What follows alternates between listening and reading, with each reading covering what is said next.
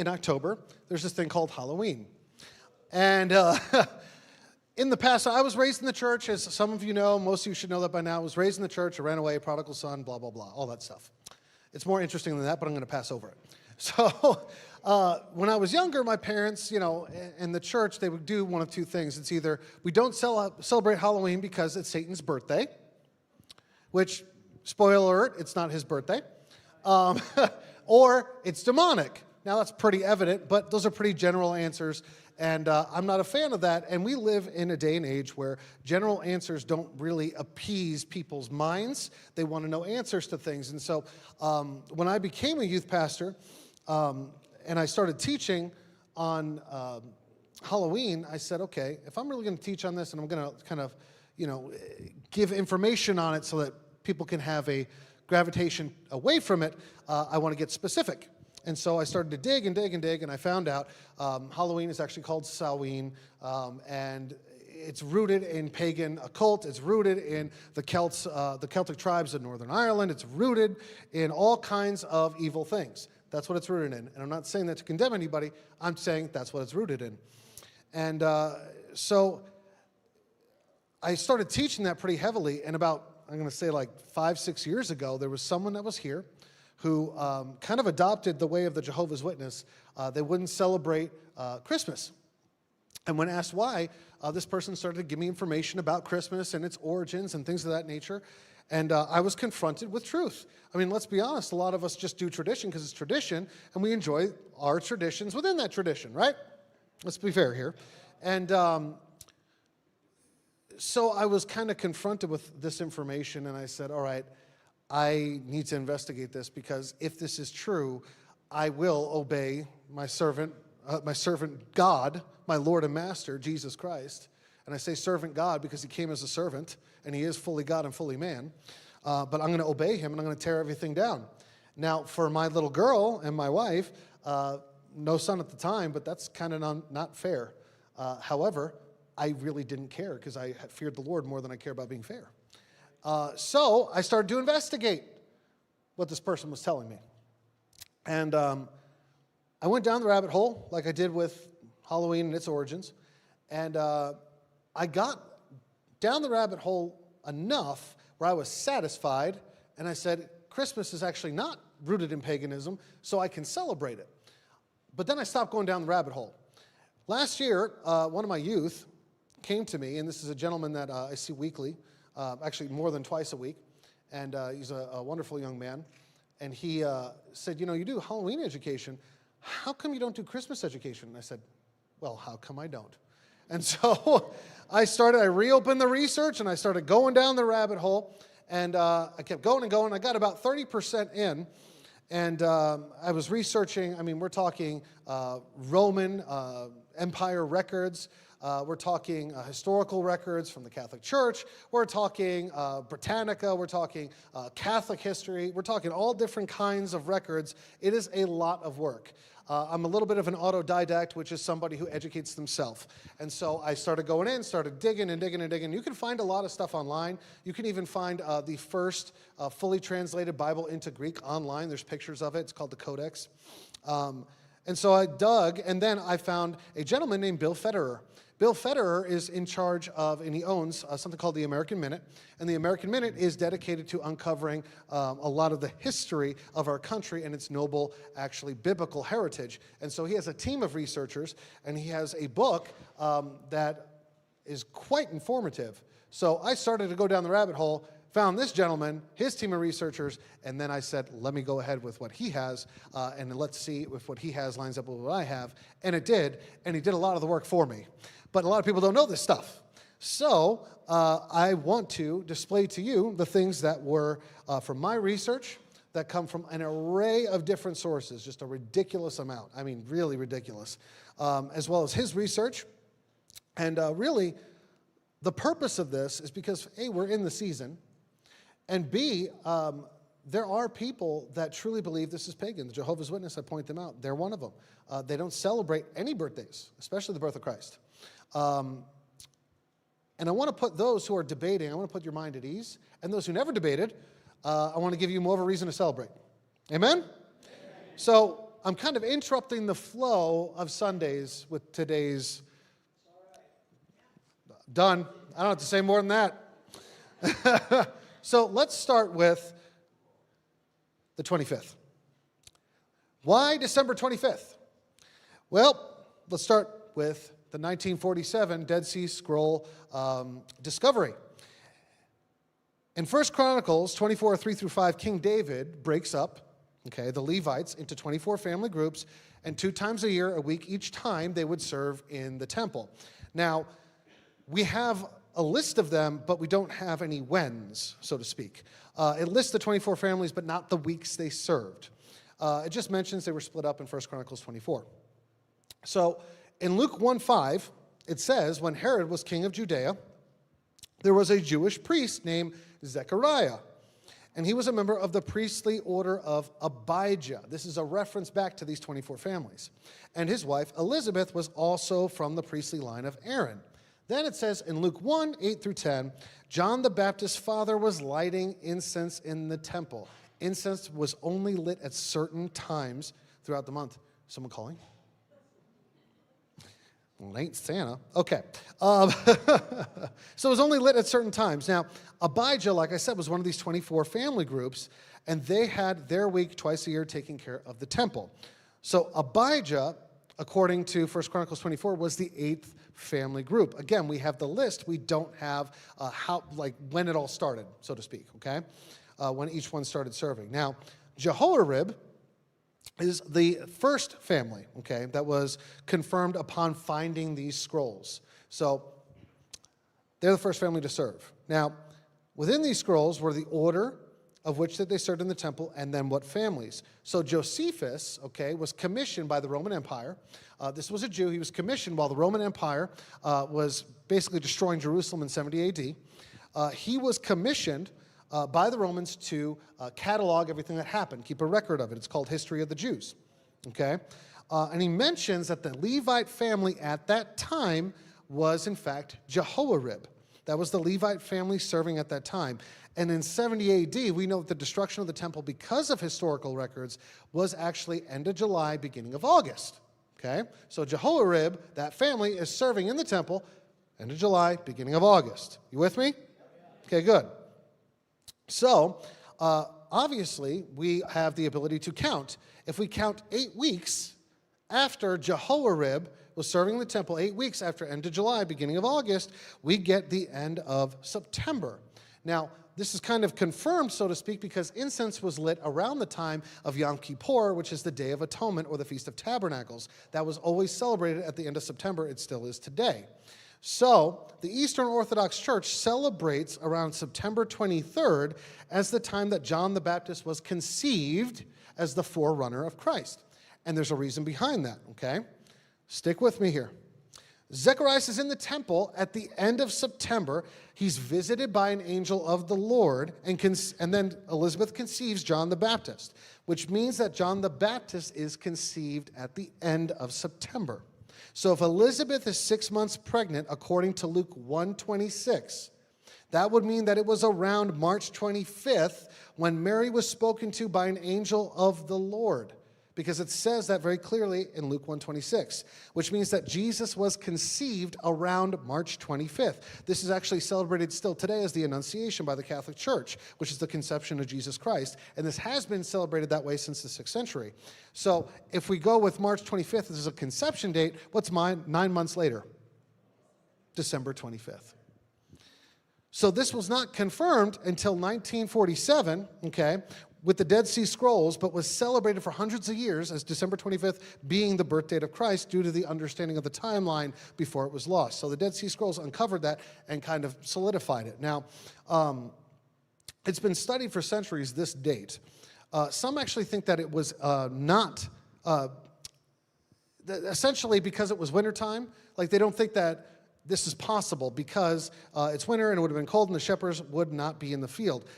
But it loses credibility when you actually think of Bethlehem around this time. It's about 10 degrees warmer than Flagstaff, Arizona around this time, around 40 degrees. So it's not unbearable, it's not frigid, it's not freezing temperatures. And not only that, but when you're talking about the flocks, You're talking about shepherds that had to have lambs without blemish. They had to take care of them. They had to be outside because lambs without blemish were needed all year round for the Levitical priesthood for daily temple sacrifices. So it is not unlikely that they would be in the fields with these lambs in the winter time. So this is not necessarily ironclad, but the evidence is pointing pretty good to a December 25th date. So that's where we get that from. Pretty cool, huh? You're going to hear a lot of cool information. Just letting you know. So, for the first 3 centuries, of Christianity, Christians were, in fact, persecuted. There were 10 major persecutions, And this is when the Christians were thrown to the lions, they were put into colosseums and killed, and so on and so forth. Now, you're not going to see it up there, but in 260 AD, you have Emperor Gallienus, who temporarily suspends the persecution of Christians. Now, when there's suspension of persecution, what's going to happen that Christians are supposed to do? Witness, preach, spread the gospel. So Christianity spreads when persecution ceases. You with me? So that's a great thing. Now, Diocletian, at that time, he loses several battles with Persia around 296 AD. He asks his generals, and one of his generals, Gallienus, he goes, why are we losing? And this general convinces Diocletian, we're losing because we have stopped worshiping the Roman gods. And so they're not with us in battle. And so, at that point, the Christians were then kicked out of the military. Because if you have Christians in the military, and they're refusing to worship the Roman gods, they might be the cause of why they're losing the battle. So they're all kicked out. And once the military is purged of all the Christians, at that point, Diocletian uses the purged military to basically force the entire Roman Empire to return to worshiping the Roman gods. He began the worst persecution that they've seen in 3 centuries. This is where he's going town to town, province by province, area by area, tearing down churches, burning the scriptures, boiling Christians alive, arresting pastors, and he's wanting to exterminate Christianity, believing that that's the reason why they're losing these battles, among other things. And I'm going to say this before I continue. I don't have time to cover every single Christmas tradition. So just be aware, I'm only covering some. But I got to hit the big one, which is when St. Nicholas was born. St. Nicholas was born around this time of Diocletian. And he is to the Greeks as what Peter is to the Irish, and the Catholics. He lived during the 3rd century in Asia Minor, Turkey, in a town called Patala. And these Christians were meeting in catacombs for about 3 centuries. They would hide every so often. They'd get raided. They'd get thrown to the lions, the colosseums, and so on. But during this time, around the 3rd century, a movement started that basically said if you're Christian, you need to, and tell me if this doesn't sound pretty familiar, you need to give away all your money. You need to live in a monastery or live in a cave as a hermit. You need to withdraw fully from society. There are a lot of Christians who still live that way but don't necessarily give away all their money. Right? Right. So Nicholas, his parents die and they leave him a ton of money. And he decides he wants to give away his money and join a monastery in the Holy Land. But he doesn't want anyone to know that he gave it away. So, because he wanted God to get the credit. So he would sneak into town at night and throw money in the windows of poor people. Now, there's a story that became widely popular regarding St. Nicholas, and it was that a merchant in town became bankrupt, and creditors were going to come and not only take his home, but take everything he owned, including his 3 daughters. And they were going to enslave these daughters in trafficking and slavery and all that fun stuff. And the father's idea was, if I can marry off my 3 daughters before these creditors come and take them, then my daughters are safe because they no longer belong to me. Well, he didn't have enough money to pay off any dowries, so anybody, would basically take them. So he didn't have enough. Now, Nicholas hears about this problem, and he throws some money in their window at nighttime. It provides enough money for all his daughter's dowry, but it's 3 separate occasions. So night 1, bag of money. Daughter gets married off, dowry paid. Next night, same thing. But then the 3rd night, the father catches St. Nicholas in the act. And St. Nicholas makes him promise, hey, don't tell anybody. I want Christ to get the credit. And obviously you see how well that turned out because I'm telling you about the story right now. So the Greeks liked this so much. So on the anniversary of Nicholas's death on December 6th, 343 AD, they would give presents for people anonymously. Because of the 3 bags of gold that Nicholas left for each daughter, he's often shown as having 3 golden balls in his hand. which is why he became the patron saint of pawnbrokers. So when you pass a pawn shop, take a look. You're going to find there's usually 3 golden somethings somewhere. So that's why you see most pawn shops have these 3 gold balls somewhere depicted. Now, I know, it's so funny, isn't it? I told you, lots of cool information. I'm not going to waste the water bottle yet. So Nicholas gave all his money away, and he's going to go join a monastery in the Holy Land, but he felt the direction of the Lord to bring him to a port city in Asia Minor called Myra. Now, that's also in Turkey. The bishop in the church in Myra died, and Nicholas had no idea that this happened as he's traveling there. And the church leaders are fasting and they're praying, they're seeking the Lord, who will replace our bishop. And one of them gets a dream that the first person that walks into the church the next day will be named Nicholas and will be their bishop. And so Nicholas shows up at the church the next day, and the church had a habit, including Nicholas, of not eating, okay, the whole day before going to church, and not eating until after they had communion at church. So they wouldn't eat at all until communion at church the next day. They would actually call this they would break the fast. They called it break fast, and then that became our breakfast. So they take Nicholas into the room once he arrives at this church, and they tell him he's supposed to be their bishop. He's not happy about it because Diocletian at this time is going around and basically waging war against the Christians. But Nicholas accepts the position, knowing the risks, and soon he is arrested. He's put in jail. He's awaiting death, and that's where Nicholas is at the moment. We're going to come back to him in a second. Okay? Told you, this is a lot of information. So the persecution under Diocletian was actually so bad that widespread Christians all over the place start to intercede and fast and pray in a way that they weren't prior.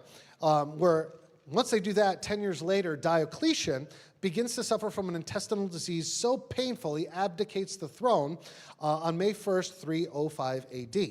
This is a big deal because the emperors were self-proclaimed gods like the pharaohs of Egypt. So it's a huge deal that he's abdicating the throne. Now, right after Diocletian, one of his generals, Galerius, becomes the emperor, and this was the same guy that convinced him, hey, we're losing because of the Roman gods not being worshipped. But he continues the persecution of the Christians, and then what ends up happening is he gets an intestinal disease and dies in 311 AD. Kind of cool, isn't it? Now, it's a toss-up between 4 different generals as to who will inherit the throne. 2 are quickly defeated, and then it's down to 2 other generals, Constantine and Maxentius. So Constantine is in York, and I'm going to say this, pause real quick. Whether or not you agree with the Catholic faith, I know that I do not agree with Catholic doctrine. I know that it has shown itself to not be biblically sound, but I will say this, just because you have Catholics doesn't mean you don't have people who were not zealous for the Lord, who did amazing things, who had faith. You have people both in Christianity and in Catholicism and other, everything in between that, I'll call them anomalies. Anomalies of whatever it is. Like you have Christians that did horrible things in the name of Jesus Christ, Catholics that did horrible things in the name of Jesus Christ, and then you have the same with people who did amazing things for Jesus Christ. You with me? So this isn't a doctrinal debate. This is just, these are facts here. So Constantine is in York, England at the time of Galerius' death, and Constantine's men support him becoming the next emperor of Rome. So he marches towards Rome, and Maxentius decides to come out and battle against him for the throne. Now, the day before, Constantine sees something in the sky.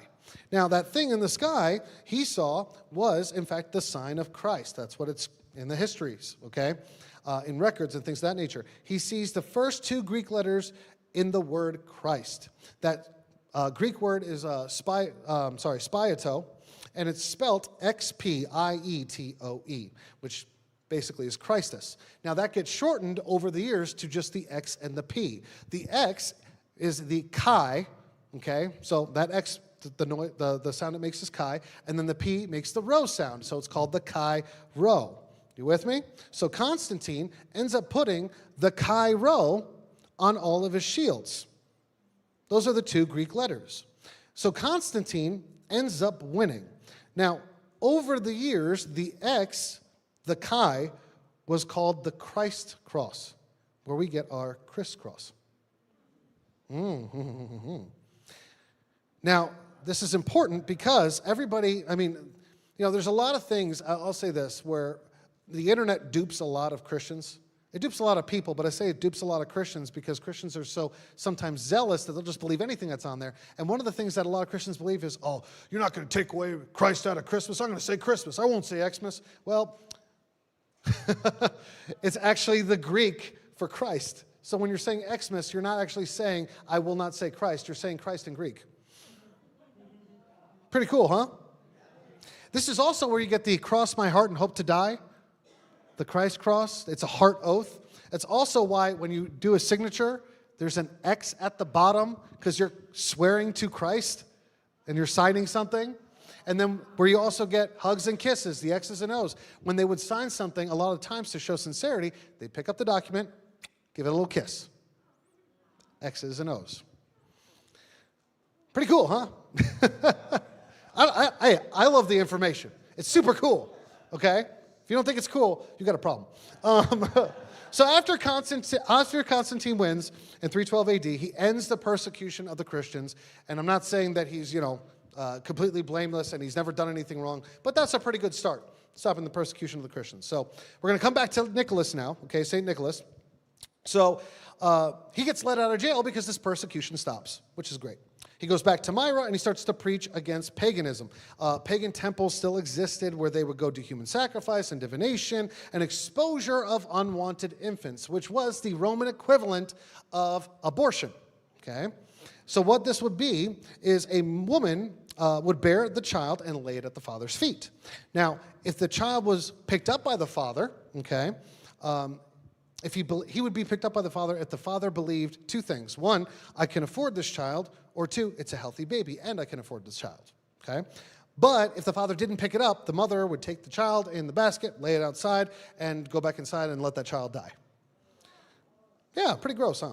And this is where you actually get the legend of Romulus and Remus, where they were raised by wolves and all that jazz. Now, if the couple couldn't afford it, okay, they all also might possibly leave it outside the door of a more well-established older couple or a rich couple, if it was, if they had a little bit more of a conscience, I'll put it that way. But this is where we get our kind of, like in all those movies, classic movies, someone's leaving the basket of the child at the doorstep of the orphanage. That's where we get it from. It's from infant exposure in the Roman Empire. So yeah, actually you could trace that back too. Christians would actually gather up these children and they would raise them, okay? And that's actually what Christians are supposed to do today, is actually go against abortion just like they were doing then. Just, there's nothing new under the sun, I'll put it that way. Someone else put it that way. Oh, yes. So, Nicholas is actually preaching against paganism in a nearby temple of Diana. And this temple was like the Las Vegas of the Mediterranean, so there's a lot of prostitutes, and, if you're just strolling about your day and you hear something in the temple, that's could be a temptation. It could do a lot of things. Think about it, you know what I'm saying? Need I say more? So anyway, Nicholas preaches against the temple of Diana so much that they actually tear the temple down. And this is actually the first time in history, because of the halt of persecution, that Christians are living longer, even though they're preaching against paganism, because now they can't be killed for their beliefs. And so they're not getting martyred anymore. So they're living a little bit longer than what they used to live, and they don't have to hide. They can spread all the information regarding Christ and his resurrection. But this also allowed for doctrinal examinations, both the good and the bad. And this is where we get a bishop named Arius, and he starts the first heresy. Basically, he says that Jesus was actually a little less than a god because he was created. Therefore, he's not fully God and fully man. He's mostly man. That's the first heresy. And so it begins to split the church. And now you have the Visigoths, which is a tribe that came into Rome, and they convert to this doctrine called Arianism. And it splits the church so much that it's actually causing a problem. Because now, here's Constantine. He goes, I pardoned all you Christians, and now you're causing a political fallout for me. So what does Constantine do? He pays for all the bishops around the entire Roman Empire to come to Rome and settle the matter. This is the first time you ever see this. And this is actually where you get the Nicene Creed, or the Council of Nicaea in 325 AD. Okay? They end up condemning Arius and ending that doctrine and that heresy. Now, Nicholas was so upset with Arius due to this heresy that when Arius was condemned, Nicholas actually slapped him across the face. So he doesn't really seem that jolly when you look at him that way, does he? I mean, I'm not a fan of the hats, but still. So there's other notable stories by St. Nicholas. There was one where basically there was a famine, and St. Nicholas actually convinced a merchant who had a bunch of wheat on his ship. He said, hey, if you give the people the wheat so they don't die, God will bless your harvest. And so they give all the people the wheat. They go and they come back with another load. And as they're traveling back, there's multiplication, and the wheat is way more abundant than it was. And then there's another one where St. Nicholas, because he's in a merchant, remember, he's in a merchant city, so there's some sailors who can't make port because the storm is so bad. So Nicholas prays and he calms the sea with obviously the power of the Lord behind him. And so because of that, he actually becomes the patron saint of sailors. And this is going to kind of tie in later. So he becomes the patron saint of sailors. Another notable story, and I just think this one's really cool, is essentially there was a corrupt governor. This corrupt governor was doing all kinds of dealings, and some soldiers found out. When these soldiers found out, the governor said, I got to cover up what I'm doing so that I can keep doing what I'm doing and not get in trouble for it and not have to pay for it. So he basically decides, hey, I'm going to execute all these soldiers. So the soldiers are about to be executed, and the night before, Nicholas has a dream, and the dream is all the things that the governor did behind closed doors, all the corrupt dealings. And so he marches down to the execution, grabs the sword out of the executioner's hand, and proceeds to tell all the people all the things that the governor did. So kind of like through a word of knowledge, you know what I'm saying? It's so weird. It's like, the Holy Spirit doesn't show partiality. And so he starts to say all these things, and the governor, realizing, hey, you know what? There's no way that anyone could have known this. He gives God the glory, and he gets down on his knees and tells St. Nicholas, hey, pray for me that my soul may be saved and that God may have mercy on me. So pretty cool. St. Nicholas is not what he is today. Isn't that interesting? So Nicholas dies in 343 AD. He's so popular that he basically becomes like the founding father of the Greek Orthodox Church. I don't know about you. I haven't met any like Greek-speaking Greeks here. When I became a Christian, I stopped smoking. I started working in a pizzeria in New York, and it was a couple of Greeks, and they were large Greeks. St. Nicholas was all over the place, okay? I definitely got fat because when you stop smoking, you work in a pizzeria, you're in trouble. So I gained about 30 pounds after that, but he was everywhere. And so they really revere St. Nicholas, whether to a fault or whatever, it's irrelevant. So Justinian, a Christian Roman emperor, builds a church and names it after Nicholas. And then another emperor named Theodosius, he reigns in 379 to 395 AD. He actually goes further. As opposed to just stopping the persecution of the Christians, he actually outlaws paganism, which is the human and blood sacrifices, divination by animal entrails.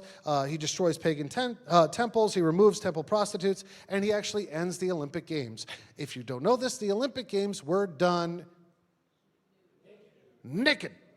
I can't say it like he does. He's got that beautiful southern accent I don't have. My accent sounds uneducated at times. That's a New York one for you who don't, those of you who don't know. So, did you know that gymnasium, right? You all know gymnasiums. Gym is actually the Greek word for naked. So, when you walk into the gym next time, just, do it with a little bit of, just go in wearing a sheet. So he ends the Olympic Games. Now, because all these things happen, because this emperor does X, Y, and Z, outlaws paganism, now you have a bunch of people who are enjoying their pagan lifestyles, their pagan religions, their worship of other gods, and they just have no religion now, so they flood the church. But that means that you have a lot of people who are in the church who didn't have a heart change, who weren't pulled by the Holy Ghost, but now have no choice. You with me?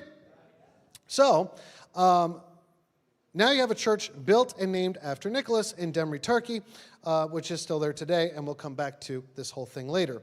Now, the Eastern Orthodox Church would celebrate Epiphany on January 6th. It's a very well-known, I would call it holiday, but observance, I guess you can say. And that's when actually the three wise men visited Jesus. Now, the reason why this is celebrated is because the wise men were not Jewish. They were not Jewish.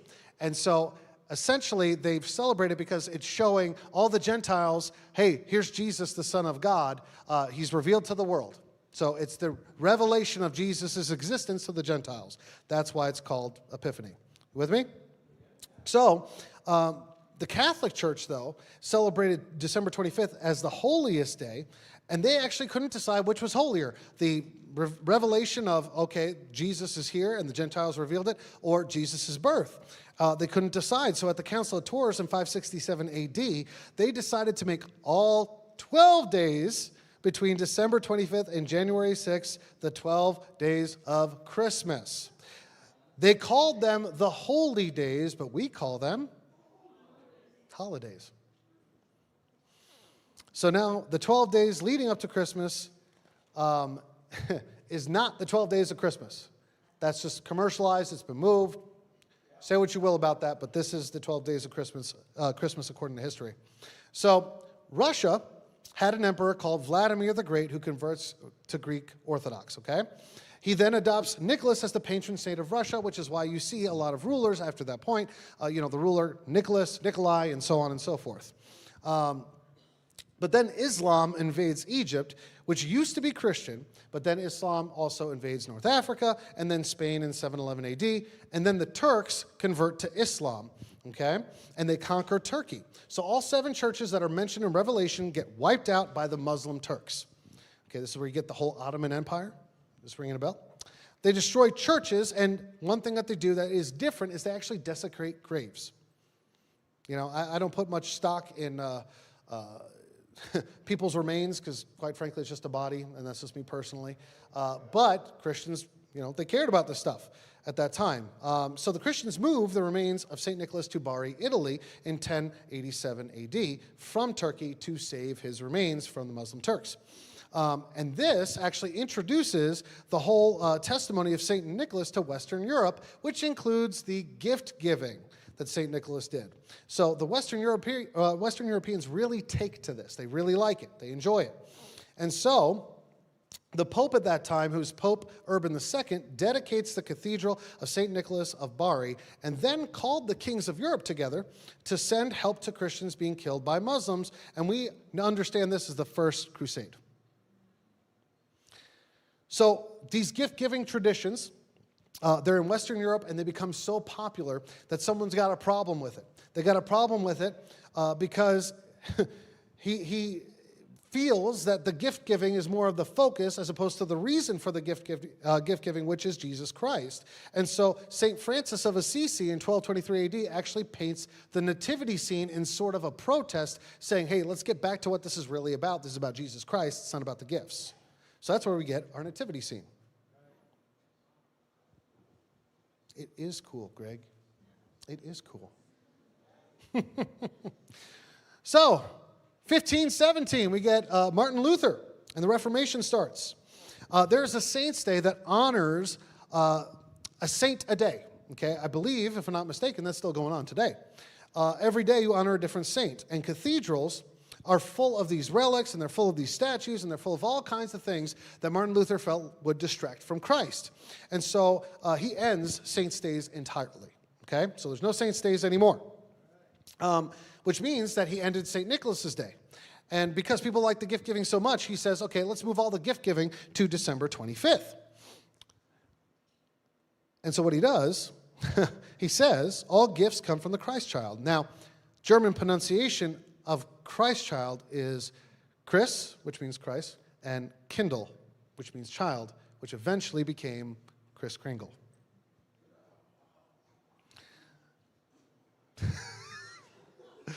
I love the peanut gallery to my left here.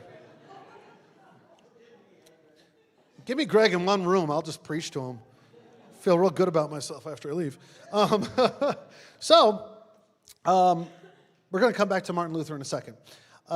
Remember how I mentioned Halloween and essentially the pagan roots of that, and it was Celtic tribes in Ireland and all that stuff. And really, St. Patrick, who was from Britain, he was actually the one who went to the Celts and to the Druids specifically, who were the priests, so to speak, of the Celts. And he actually preached Christ to them, to the Irish and to the Celts. And so he is responsible for the conversions in Ireland. But St. Boniface, also from Britain, he goes to Germany. And he goes to the Germanic tribes in Germany. So on Christmas Eve in 722 AD, he goes to Geismar, where they worship Thor and Woden. That's where we get our Thursday or Thor's Day, and then we get our Wednesday from Woden. Now, the Puritans were actually so against this that they would not even say Thursday or Wednesday. They would say the day after, 2 days after, and so on. Yeah, that's the Puritans for you. So, these tribes, okay, these Germanic tribes, had a specific oak tree. Thor lived in this tree. Yes, he did. And so they would actually perform human sacrifices in front of this tree. Well, St. Boniface does not like this. St. Boniface has come to preach Christ, and he sees this horrific thing happening. So he, being an awesome guy, decides, I'm chopping down this tree. So St. Boniface shows up, he chops down Thor's tree. Some of the tribe, seeing this, go, please stop. They want him to stop. But a majority said, if Thor is really a powerful god, he can defend his own tree. Well, we all know how that worked out because he didn't defend his own tree, and so the tree fell down. Now Boniface is evangelizing to these Germanic pagans after chopping down their god's tree. He then points to an evergreen tree. Okay? He points to an evergreen tree. And this is what he says to these pagan Germans. Not a drop of blood shall fall tonight, for this is the birth night of the Christ, the Son of the All-Father. Again, speaking their language.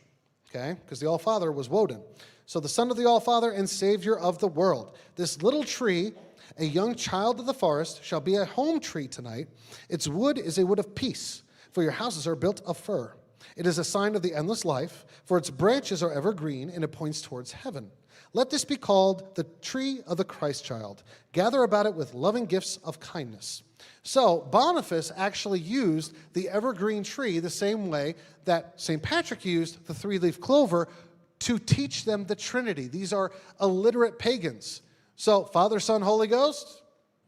Father, Son, Holy Ghost. Pretty cool, huh? So this is actually where, if you're going to portray a spiritual concept to a bunch of people who can't read, what are you going to do? This was right there. It worked out. Worked out real good because they converted. This is actually where we get our Christmas trees. So how many of you, I was very surprised at this in first service, how many of you know what Hanukkah is? Hanukkah. How many of you know the origins of Hanukkah? Oh, dear Lord. I said this first service, I'll say it again, we might need to do a Jewish education of some kind. Yeah. So with Hanukkah in about 165 AD, BC, during the 400 years of silence, that's between Malachi and Matthew, there is Alexander the Great and the Greeks, and they take over pretty much everything the Persian Medes had. Then Alexander the Great dies, surprisingly, and then his son dies, surprisingly, and then his 4 generals take over. These 4 generals split up the empire. 2 of them are fighting consistently over Israel because that's a great way to get from one continent to another. You with me? So what happens is these Greeks assimilate or try to assimilate all the Jews. What is assimilation? Speak our language, worship our gods, all that great stuff. And in order to do that, the Jews were actually very well known for being very rebellious and resistant, which is why it was not a pleasure for any Roman governor to be in charge of the Jews, which is one of the reasons why in 70 AD it was decimated, because they were still rebellious. Anyway, so one of these generals is trying to assimilate the Jews. What would they do? They would kill the babies, put them around the mothers' necks. They would put pigs in the temple. They basically just completely, it's just horrible stuff that they would do. Point being, there was guerrilla warfare that was done by a family called the Maccabees. And the Maccabees actually chased out that general, chased him out of the temple. And there was it's a menorah, okay? It's the thing you see with all the lights. That menorah only had enough oil for one night to stay lit. It was supposed to stay lit all the time. And it takes a week to prepare the oil, the proper oil, to light all the lamps. So the miracle was, and this is why it's called the Festival of Lights, the miracle was the oil that was going to last one day lasted 8. And there you go, 8 days of Hanukkah. And the foreshadowing of Christ, the xmas, which is the 9th candle, which lights the other candles, that's a foreshadowing of Christ within Hanukkah. But anyway, so Martin Luther is passing by a window in the wintertime, and he sees the Hanukkah candles, and he really, really likes it. So he puts some in a tree. And so he adopted this, and he said to his children, this is like the sky above Bethlehem on the night of Christ's birth, like the stars in the sky. So Martin Luther is actually the one responsible for putting candles in the tree because he liked what the Jews were doing. And eventually this becomes what we're seeing on stage, which is the lights. Now, there is, and this was actually one of the big things that I wrestled with, and I found this pretty quickly, there is the argument against Christmas trees, which is in Jeremiah 10:2-4, which says, "Learn not the way of the nations, nor be dismayed at the signs of the heavens, because the nations are dismayed at them, for the customs of the peoples are vanity, and a tree from the forest is cut down and worked with an axe by the hands of a craftsman." And here you go, this is where people take this. "They decorate it with silver and gold, they fasten it with hammer and nails so that it cannot move." Now, I'm going to go back real quick. Okay, that was Jeremiah 10:2-4. People will take that. There's a couple things that happen here. They've used this passage to argue that the Bible condemns the use of Christmas trees. Even if you ignore the fact that a Christmas tree was not invented until 2,000 years later, okay, you would have to ignore that. That's a pretty big thing to ignore. But the context of the chapter makes it abundantly clear that Jeremiah is actually contrasting throughout chapter 10 these idols that are carved out of wood, that have no life, no merit, no nothing, and he's comparing them to Yahweh. That's why context is important. Like a scarecrow in a cucumber field are they, and they cannot speak. They must be carried because they can't walk. Don't fear them, for they can do no harm, nor can they do any good. So for anybody who's kind of making these comparisons between the Christmas tree and Jeremiah 10:2, go ahead and take a look at the whole chapter, because Jeremiah is clearly pointing out that idols are lifeless carvings and are not truly gods at all. So, moving on. So Henry VIII, because one of the big things is Saturnalia. This was actually one of the other things that really rocked my world when I had to research this pretty extensively. He brings the Reformation to England, not because of faith, but because he wants another wife. He was actually a polygamist, and he ended up having 6 wives. So during his time as ruler, he brings back parts of the Roman holiday, parts of Saturnalia, worshiping Saturn, the god, okay? The false god, obviously. And Rome controlled Britain from 45 BC, so the Romans would actually celebrate Saturn around December 22nd, feasting and partying and all that stuff that comes to that, all debauchery and whatnot.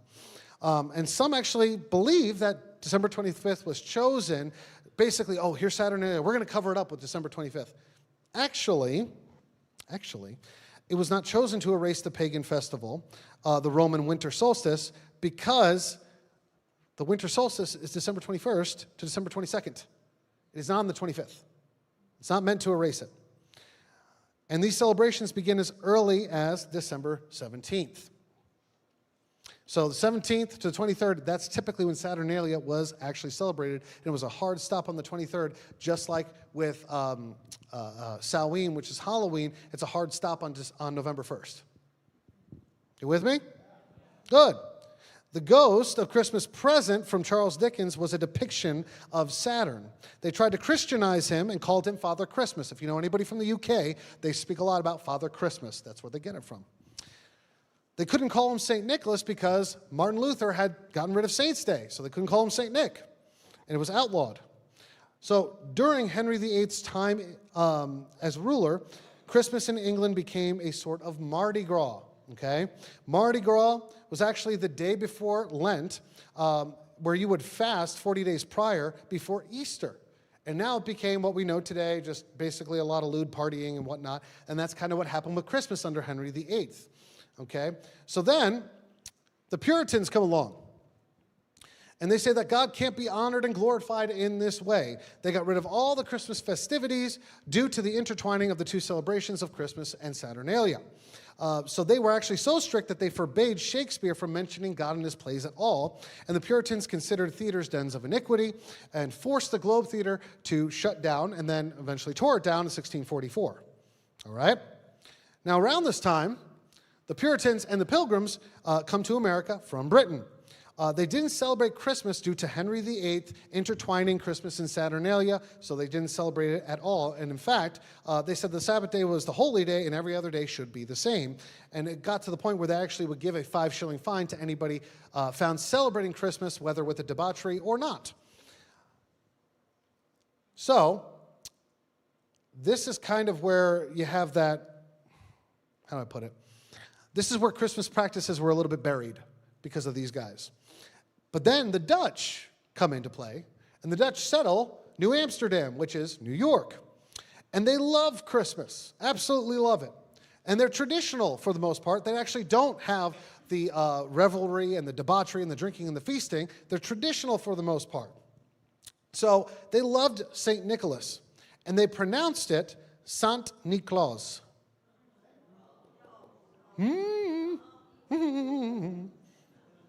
So the Greeks, okay, they end up doing a take on all the saints coming back with Jesus and all his saints riding on a white horse to judge the living and the dead, which we see in the book of Revelation, right? Okay, so the Greeks say that St. Nicholas will actually be there with him, which if St. Nicholas did have faith in Jesus Christ, he will be there, right? So they say he'll be there. He'll be one of the saints riding a white horse in judgment. So, the one thing about St. Nicholas, though, is he gets special privilege, according to tradition, to come back once a year for a little mini judgment to check up on the kids, according to the Dutch. To this day, the Dutch still have St. Nicholas depicted as coming riding a white horse to judge children once a year. And if you actually look up any kind of parades in that region, you're going to find St. Nicholas kind of looks like that. It's quite interesting. Now, this is passed down as from St. Nicholas coming once a year from heaven, going from St. Nicholas coming once a year from the celestial city. All of a sudden it becomes blah, blah, blah, blah. The North Pole. It's interesting how that changes. And now you also have the angels keeping the Lamb's Book of Life and the Book of Works and all that stuff, right? Well, that eventually becomes the elves. And that eventually becomes the naughty or nice list instead of the Book of Life. So you see, this is rooted in some biblical backing, even if that's incorrect in terms of him getting to come back once a year. It's still rooted in some biblical backing. Now, what's interesting is there's a Dutch tradition. We know it as good kids get presents and bad kids get what? Coal. Now, the Dutch tradition is not that way. The Dutch tradition is actually good kids get presents, bad kids get sold into slavery. That made kids act a little bit better if that was the case. And let me explain why, okay? Now, it says here, you can see here that Nicholas is on a white horse. Now, the Dutch don't have horses, so that's why Nicholas now is on a reindeer, because they had reindeers, okay? But the Dutch, the Dutch create a little Muslim helper named Zwarte Piet. Now, you're probably wondering why Zwarte Piet is depicted in all blackface. Very politically incorrect. The reason being is because, going back to that slavery, Muhammad at that time and the Muslims owned black slaves. In fact, they enslaved over 180 million slaves from Africa. They would actually call them abid, which is Arabic for slave. Now, during the 1400 years of Islam, there were 14 crusades done by Muhammad, and the Muslims not only enslaved 180 million Africans, but they also enslaved over 1 million Europeans. Now, it was a big scare. So at that time, it was scary to think of slavery. It was a real threat. So, Zwarte Piet, where does he come in? Well, the naughty or nice list, if you were good, St. Nicholas would come and give you a present. If you were bad, Zwarte Piet would stuff you in a gunny sack and sell you into slavery. Talk about motivation. So there are actually a lot of older Dutch gentlemen and I would imagine some ladies, but it's a tradition where they would actually sleep when they were kids with a knife. So if they were naughty and they got stuffed into a sack by Zwarte Piet, they'd cut themselves out so they can escape.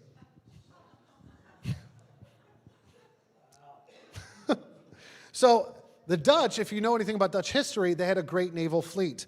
And as I said before, St. Nicholas was the patron saint of sailors. So when the Dutch, where are we here? There we go. When the Dutch come, they have St. Nicholas all over their ships. They bring St. Nicholas with them to New Amsterdam. And so when they do that, they establish the Reformed Church of St. Nicholas in 1642 in Battery, New York. I've actually seen this. It's quite interesting. It went on to become the biggest Protestant church in America, and these Dutch traditions of St. Nicholas spread, so the gift giving and so on and so forth. So Washington Irving, who was a New York writer, he wrote Sleepy Hollow, Rip Van Winkle, and Diedrich Knickerbocker's A History of New York from the beginning of the New World to the end of the Dutch dynasty, and this is all in 1809. In this book, he says, hello. Perfect timing, perfect timing. I am landing the plane. But, he says, St. Nicholas rode over the tops of housetops, drawing forth magnificent presents and dropping them down the chimneys of his favorites. Now he visits us but one night a year when he rattles down the chimneys, confining his presents merely to children. So, Washington Irving also exchanges the bishop robes that St. Nicholas had for a typical Dutch outfit, which is a stocking hat, a long pair of trunk hose, and a large smoking pipe. Okay? So in 1823, we have Clement Moore, a Hebrew Anglican professor, and he writes a poem for his children called A Visit from St. Nicholas. And we all know this one. 'Twas the night before Christmas, and all through the house not a creature was stirring, not even a mouse, and blah, blah, blah, blah, blah. That's what he wrote. And then you have Thomas Nast. Thomas Nast was the illustrator for Harper's Weekly magazine. And during the Civil War, he was the one responsible for giving the Democratic and Republican parties the elephant and the donkey. That's where that came from.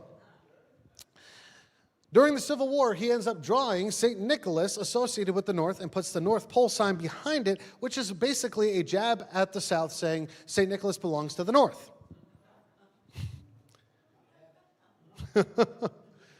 So then you have this gentleman, Haddon Sundblom, who is responsible for actually drawing and depicting Aunt Jemima, as well as the Quaker Oats guy, which we all recognize. And this was in the early 1900s. Now, he's hired by Coca-Cola and does a painting every year of Santa Claus drinking Coke. Coca-Cola ends up inventing mass marketing, and so these images of Santa are spread throughout the world, okay? So as I draw this to a close, St. Nicholas was nothing like the Santa Claus you see today, okay? He was generous, he was zealous, he preached against paganism, preached against sexual immorality. You can see that a lot of the origins of Christmas do have some biblical backing, or at least a tradition where Christ is celebrated. Now, I'll say this, not all traditions from Christmas have a grandiose origin that has something to do with Christ, okay? And really, whatever we engage in, okay, we need to be careful what we engage in. We do not observe Christmas as a church because it's like some kind of like you must do this, an ordinance of the Lord. It's not. We celebrate it because Christ is worthy to be celebrated. His coming into the world should be a celebration. Not everything that's attached to that celebration, obviously, St. Nicholas doesn't look like he does now. Our Christmas trees back then don't look like they do now. I still don't like candles on a Christmas tree. But don't get lost in certain traditions, because all these men who were involved in where these traditions come from, they were all pointing to Christ. They were avid and zealous for pointing to Christ. It was all about Jesus. It was not about the traditions.